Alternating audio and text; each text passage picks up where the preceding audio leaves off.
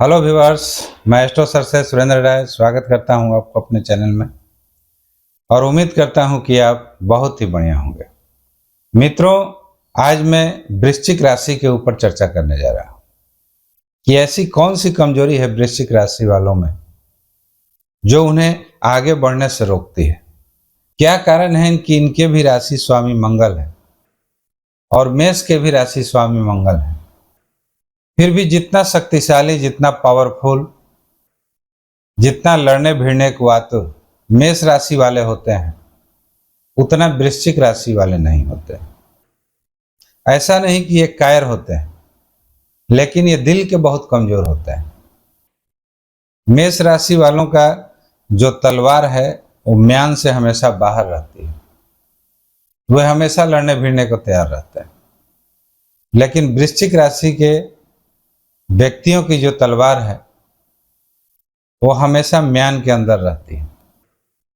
हमेशा वे बाहर अपना शो ऑफ नहीं करते हैं, लेकिन हाँ, घोर संकट आने पर जब उनकी तलवार बाहर निकल जाती है तो वे मेष राशि से ज्यादा भयानक घातक हो जाता है। ऐसा कुछ वृश्चिक राशि के धारकों में होती है। ये दिल के कमजोर होते हैं, मन के कमजोर होते हैं।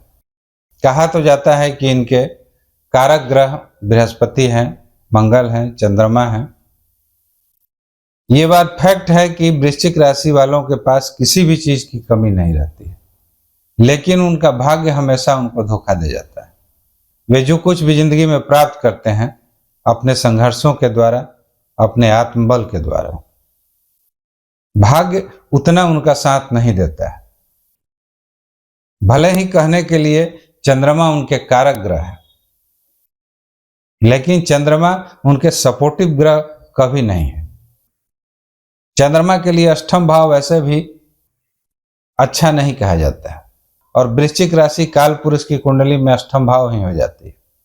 शायद यही कारण है कि चंद्रमा वृश्चिक राशि में नीच के हो जाता है। तो उनके कारक होते हुए भी ये चंद्रमा वृश्चिक राशि वालों के लिए नीच के होते हैं।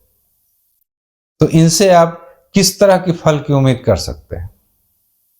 चंद्रमा मन के कारक होते हैं। हमारा मन हमेशा उद्विग्न रहता है, बेचैन रहता है।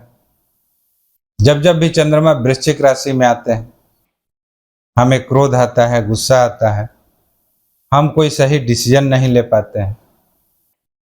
चंद्रमा वैसे भी चौथे स्थान, 8वें स्थान या 12वें स्थान में होते हैं, तो ये सबके मन पर प्रभाव डालते हैं।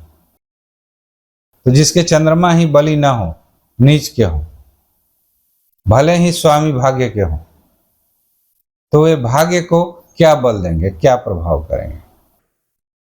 तो आज मेरी चर्चा इसी के ऊपर है कि आप अपने चंद्रमा को सही कैसे करें, आप अपने भाग्य को बलि कैसे करें। क्योंकि आपके सारे ग्रह सही हैं अगर कुंडली में, फिर भी अगर एक ग्रह चंद्रमा बलि नहीं है, अच्छा नहीं है, तो आपको अच्छे रिजल्ट मिल ही नहीं सकते।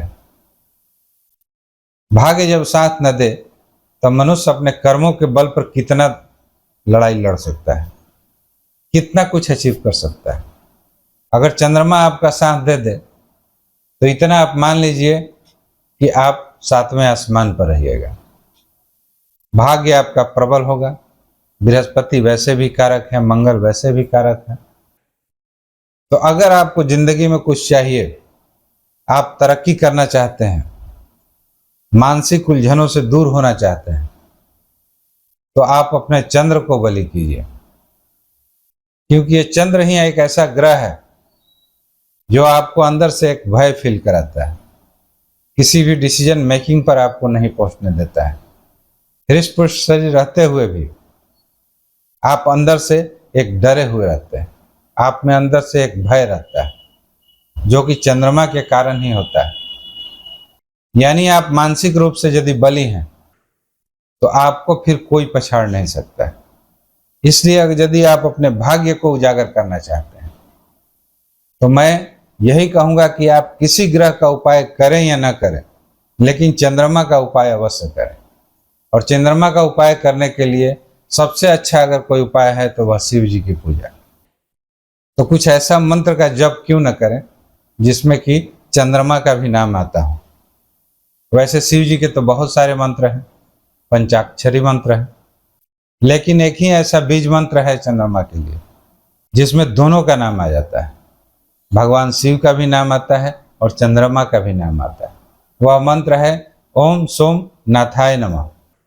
वैसे तो ओम सोम सोमाय नमः भी कहा जाता है, लेकिन बहुत उत्तम होगा कि यदि आप ओम सोमनाथाय नमः कहें, क्योंकि सोम का अर्थ तो वैसे भी चंद्रमा होता है और सोम के नाथ मतलब शिव जी। तो यदि आप सोमनाथाय नमः का जाप प्रतिदिन करते हैं कम से कम 10 माला, तो आप इसका सुखद परिणाम अवश्य अनुभव कीजिएगा।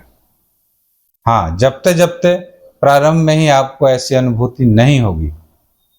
कम से कम 3 महीना यदि इस जप को आप पूरा करते हैं तब आपको इसका कुछ इफेक्ट पता चलने लगेगा। और यदि आपने 4 साल तक लगातार इस मंत्र को जप कर लिया तो आपकी कुंडली में आपके चंद्रमा मजबूत हो जाएंगे। चंद्रमा यदि केमद्रुम योग भी आपके कुंडली में लगा रहे हो, केमद्रुम योग का मतलब होता है कि चंद्रमा से न एक घर पीछे कोई ग्रह हो और न एक घर कोई आगे ग्रह हो, उसे केमद्रुम योग बोला जाता है। इसे अच्छा योग नहीं बोला जाता है। तो वृश्चिक राशि वालों के लिए यदि केमद्रुम योग लग रहा हो, लग्न में चंद्रमा हो, चौथे स्थान में हो, 8वें स्थान में हो या द्वादश भाव में हो, तो ऐसी स्थिति में चंद्रमा आपका बहुत वीक हो जाता है और आपका भाग्य निश्चित ही वीक हो जाएगा। तो चंद्रमा को यदि बलि करना चाहते हैं तो आप शिव जी की पूजा आराधना कीजिए। और मैंने जो मंत्र बताया है ओम सोमनाथाय नमः, यदि इस मंत्र का जाप आप करते हैं तो निश्चित ही इसका सुखद परिणाम आप अनुभव करेंगे। हाँ, आप ओम सोम सोमाय नमः भी कर सकते हैं, ये आपकी मर्जी के ऊपर डिपेंड, लेकिन जो मुझे उचित लगा मैंने आपको बताया। अगर कहीं कमजोर इनका पॉइंट है तो वह है इनका मन।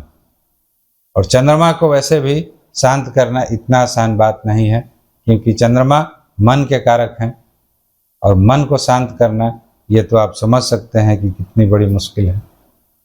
इसे आप योग ध्यान के द्वारा भी कर सकते हैं, लेकिन बेहतर हो कि आप इन मंत्रों का जाप करें तो आपके लिए बहुत अच्छा होगा। तो मित्रों, यदि मेरे वीडियो का कंटेंट अच्छा लगे तो कृपया लाइक, शेयर और सब्सक्राइब जरूर करें। मिलते हैं एक नए वीडियो के साथ। Thanks for watching. नमस्कार।